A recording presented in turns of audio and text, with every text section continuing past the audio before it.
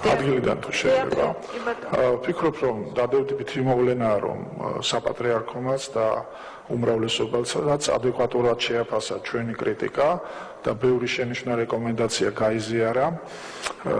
რომლის მიზანიც იყო პირველი რომ